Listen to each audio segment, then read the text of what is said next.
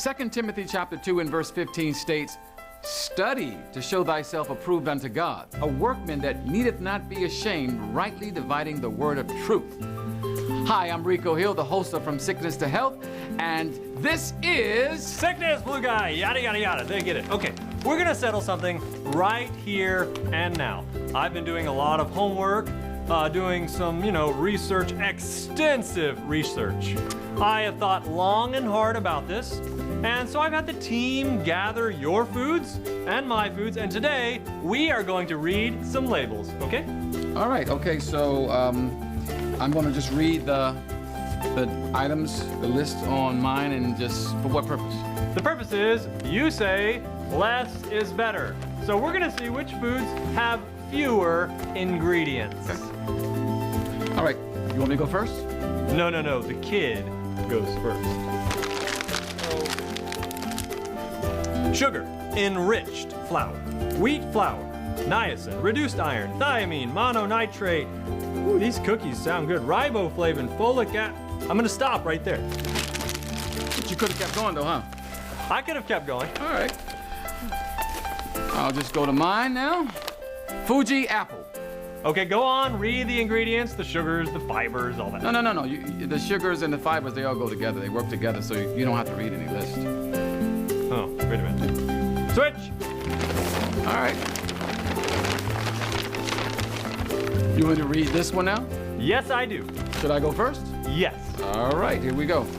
Let's see, cereal, some kind of blueberry cereal. It's got flour, lots of sugar, artificial color, artificial this, flavors, high and fructose. I have a banana. Clearly fewer ingredients. Wait a minute. So why don't you just eat those instead of the food items that has 100 different ingredients that you always are promoting and can't even pronounce? Maybe I will. Okay then. I mean, I won't. Wait, what just happened? Are you sure you thought this whole thing through? Did you think, all the extensive research? Okay, whatever. Look, today we're going to talk about food labels and how you can become an educated consumer. Roll it. Good research. This isn't over.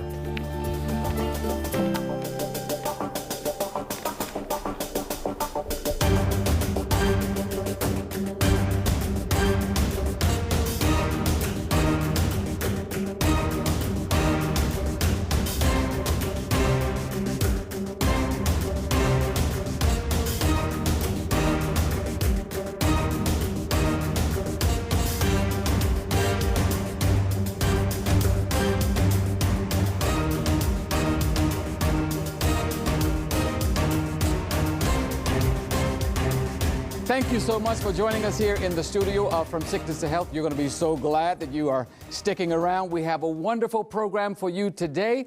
We're going to be talking about something that I'm excited about, and I know that you're excited about it too.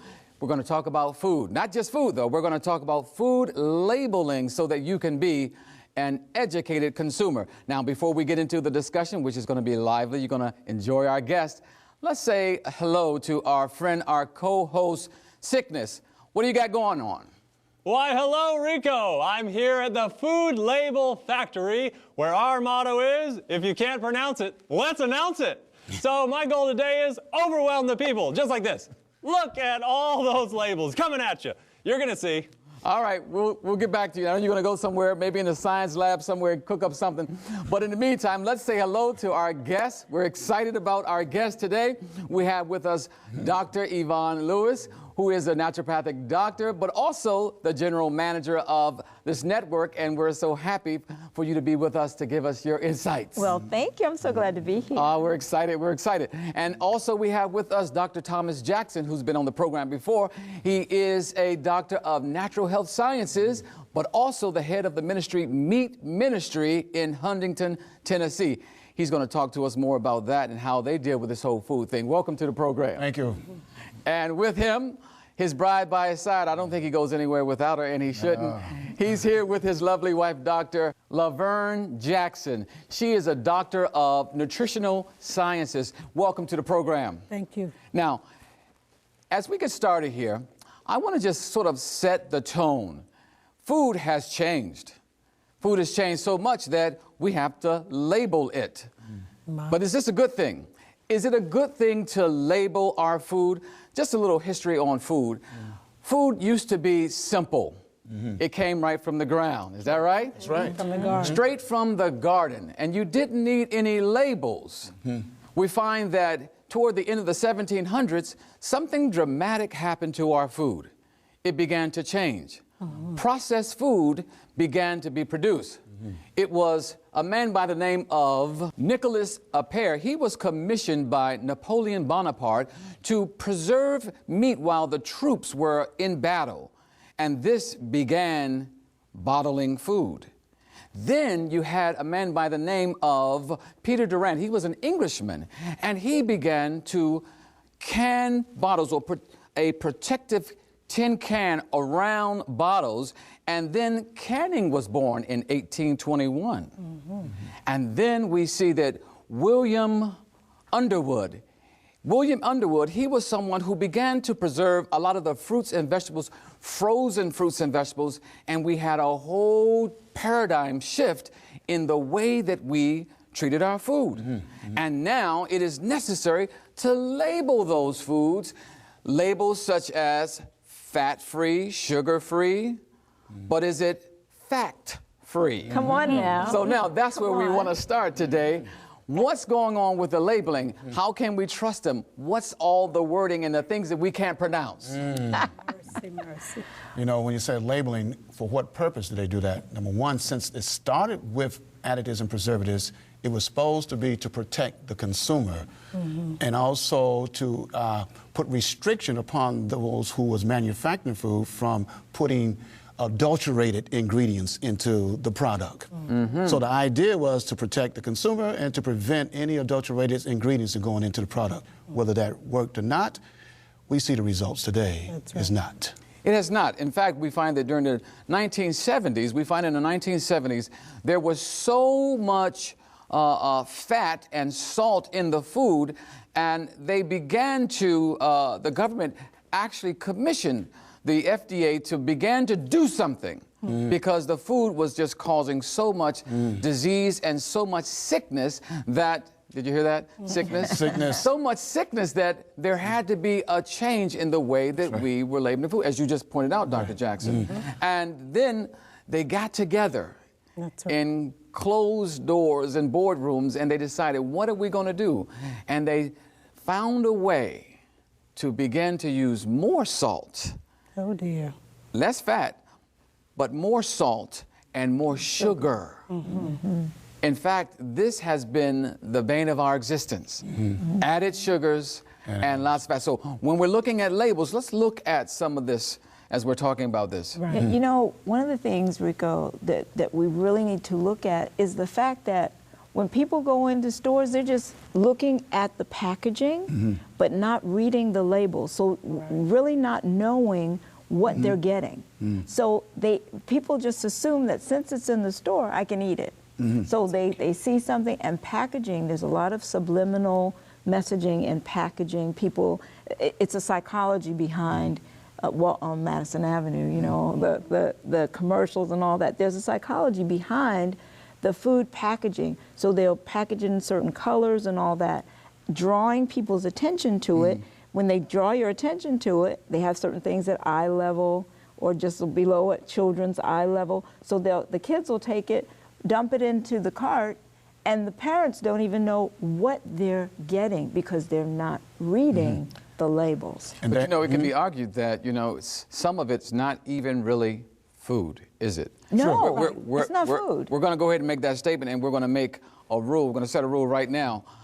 Don't ever believe anything on the front of a box. It's all marketing. It's all marketing. Now, having come from a marketing and television background, I saw so much of how to take those cereal boxes.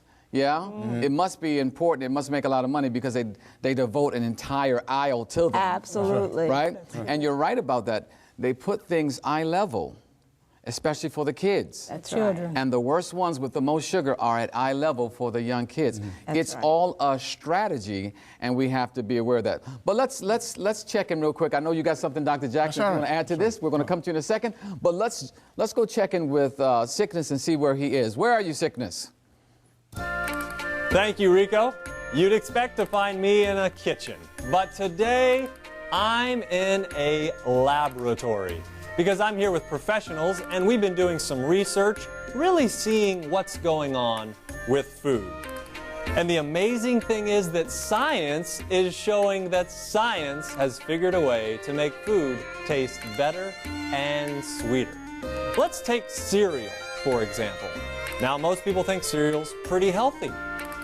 But you and I know different. It's chock full of sugar and replacement berries. So somebody's walking down the aisle and they see that beautiful picture of what looks like a blueberry right on the box of cereal. But it's not a blueberry. See, this is the genius of science. It's a replacement berry. And these berries last 100 years. That's right, and they're just as sweet. So let's leave the food to the scientists because people aren't reading labels anyway. Stop worrying about it. Back to you, Rico.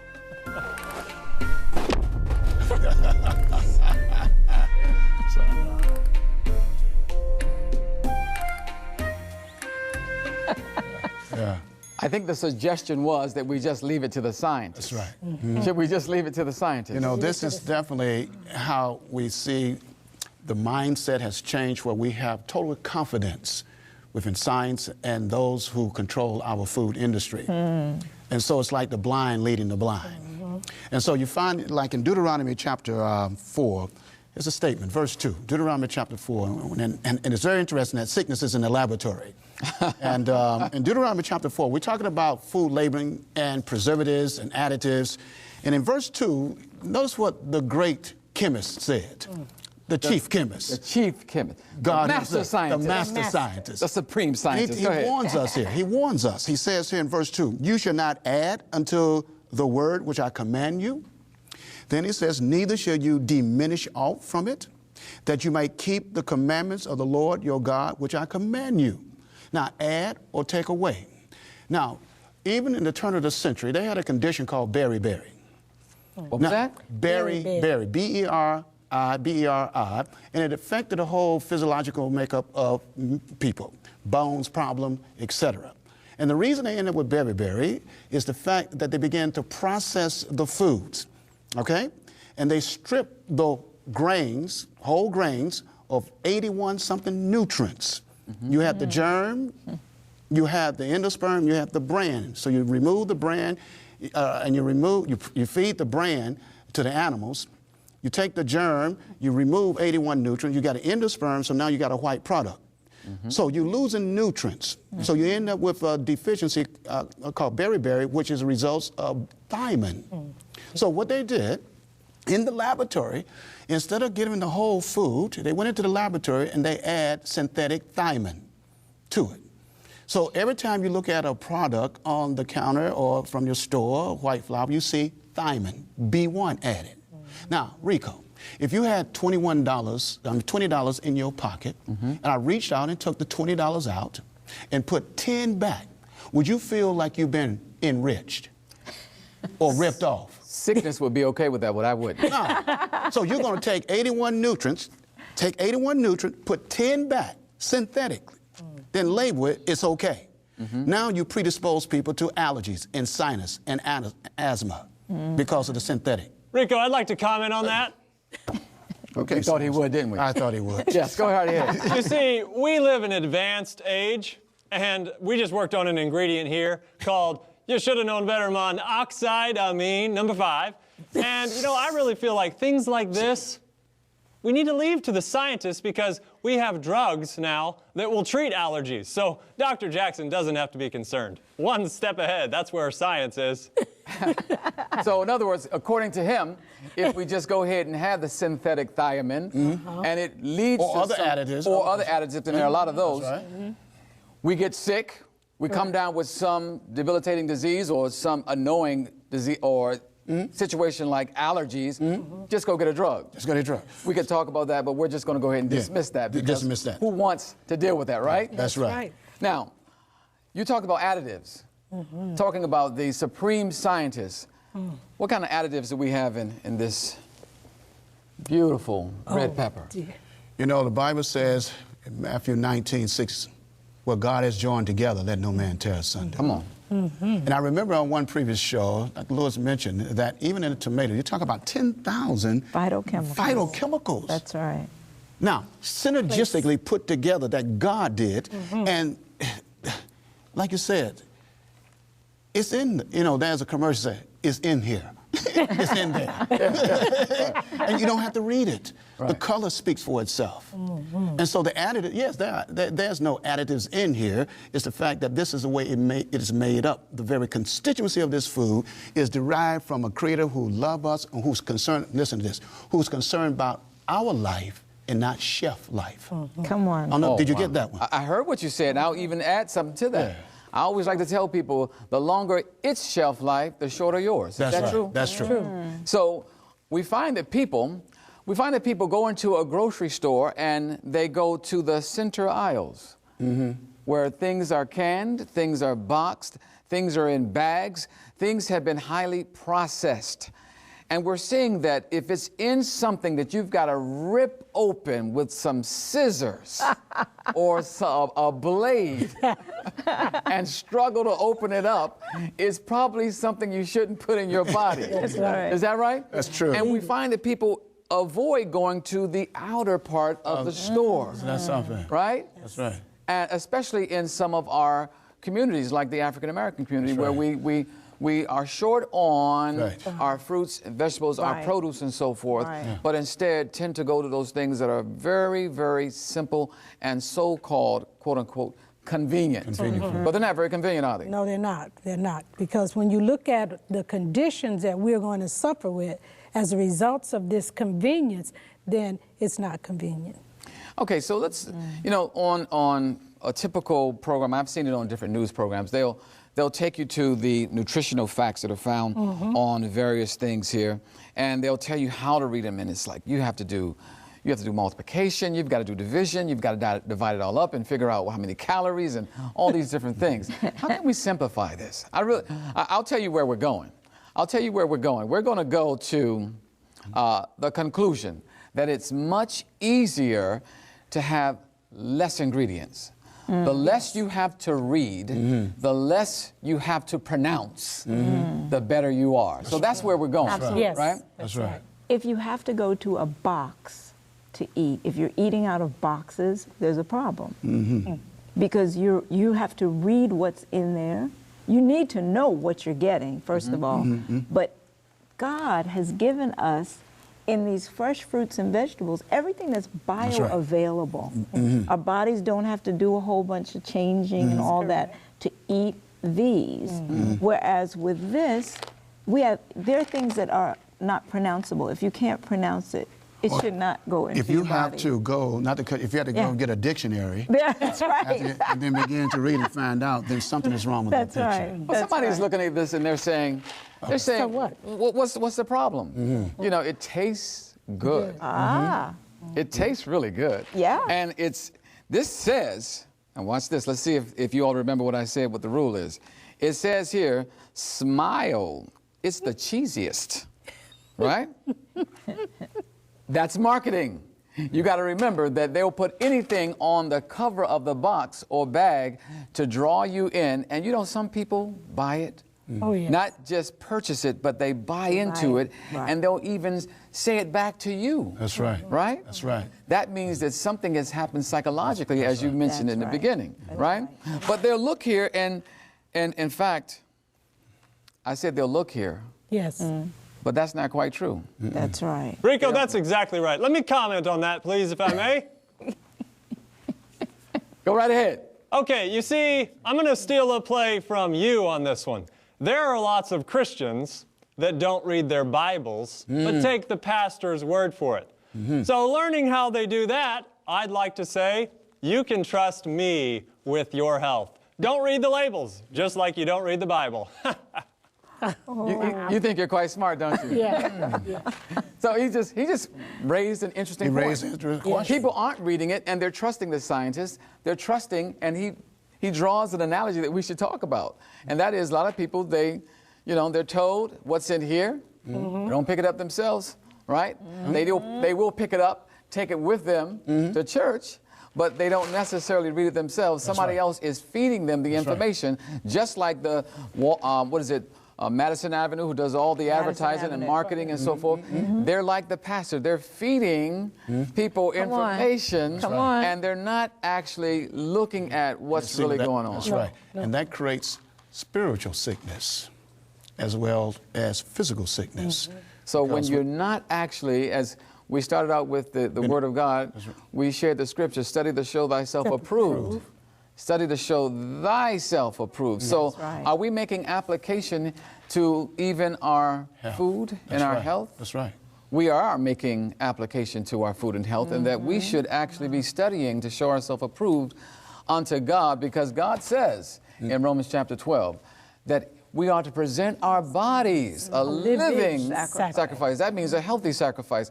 Can we have our bodies be a living sacrifice if we are not picking up things and not understanding what it is we are eating? Yes, yes. Because the conditions that we're suffering with, like for instance, the attitude. I think you missed the question. I said, can our bodies be a living sacrifice if we are picking this up, not understanding? Okay, I wanted to make sure. No, because the conditions that we're going to suffer with is going to affect that. And our bodies will be a unhealthy, dying sacrifice. That's not what we want. That's not what we want. I think it has to be understood that everything that we take into the body has an effect, whether it's a negative effect or a positive effect on the cell. We go down to the cellular level, where every cell responds to what we put in. The body is made up of all of these trillions of cells, like 60 trillion cells. And what we eat, that's all the cells have to work with. That's right. What we eat. It makes our blood, the blood takes the nutrients and oxygen to the cells. So if we don't have food and we're eating junk and chemicals, that's how the body is going to respond to that, because it's not being fed. It's going to starve. So we find people that are overly fed and malnourished. Wow. Now you just raised a few excellent points. You talked about chemicals. And when we're talking about processed foods, we're talking about foods that are very, very high in chemicals. When we're talking about things that you cannot pronounce, and you have to read a full paragraph of things, even when it comes down to your breads. You'll find that it blew my mind when I picked up a loaf of bread, and there was one that just had just about 6 ingredients, but then I saw another that had about 50 ingredients. Now I said, what's so special about that bread over the one that just had the fewer ingredients? And it was just a lot of chemicals, things that really I couldn't pronounce, to be quite honest with you. So we're seeing that there's a lot of chemicals in processed foods, and that you talked about the cellular level. People don't fully understand this, but what we eat, we're not feeding our stomach, are we? We're really feeding our cells. That's right. If we could just understand that point, if we could understand that when we are eating, that the food that goes in is not just to make our stomachs feel good, but it's actually feeding us on the cellular level, and everything depends on how happy and how well those cells are. Is that right? That's correct. And if you think about what happens after that food goes in, the whole purpose is the life of the flesh is in the blood. So the foods that we eat will produce blood, and that blood is going to nourish our body, cleanse our body. But do you know, if the brain does not get good, pure blood, we will not be able to hear the words that God is going to speak to us to change our lives. And then, wow. So you're saying that if your blood is not good, it doesn't feed the brain, because the circulation is taking that nutrition up to our brains. That's right. And if it's not good nutrition, then we can't even hear the voice of God. So when we go and someone says, I'm going to tell you what this says, and I'm going to tell you how to worship and when to worship and all that, we might be we might not be able to process because of what we're eating. That's and then we correct. accept whatever they say, just like what's on this box. That's correct. Now, I like what you said, Dr. Jackson. You mentioned that what we eat, and you said it too, what we eat actually makes blood. If you eat this beautiful red pepper, it goes in and it makes blood. Is that right? That's right. If you pick up a candy bar, I won't say what type, but if you pick up one of those, I'm not sure what it makes, except maybe make you sick. Our time is gone. This has been a very lively discussion. Tune in another time when we have to pick up this discussion again. There's so much more that we can cover.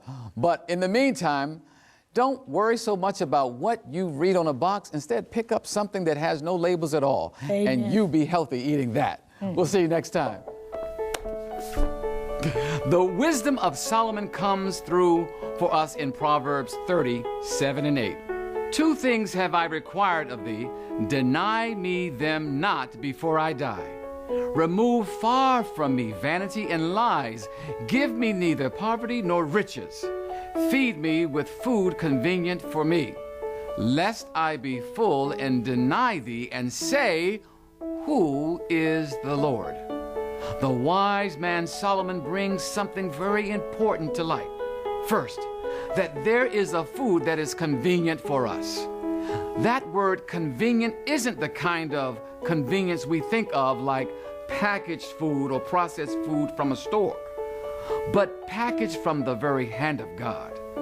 You see, it means prescribed. An apple is also convenient, and it is certainly prescribed by God. Secondly, Solomon also points out that we can eat a type of food that makes us so full, although it's empty, to the extent that we will forget God. Now, do we really want to forget God? Thank you, Rico. That was moving. Thank you. Now, here's your bag with all your stuff in it. Wait a minute. I thought we settled this. Oh, we've settled the fact that according to scientific data, you don't know what you're talking about until you've had one of these babies. Had this one since 1992. It's aged to perfection. I replaced all your convenient fruit with some of these babies. Man, you don't give up, do you? Look, friends, if God wanted us to have these, he would have placed them in the garden. You'll never see one of these hanging from a tree. Just remember 3 John 2. Beloved, I wish above all things that thou would prosper and be in health, even as your soul prospers. I'm Rico Hill. I'm sickness. This is so good. Maranatha.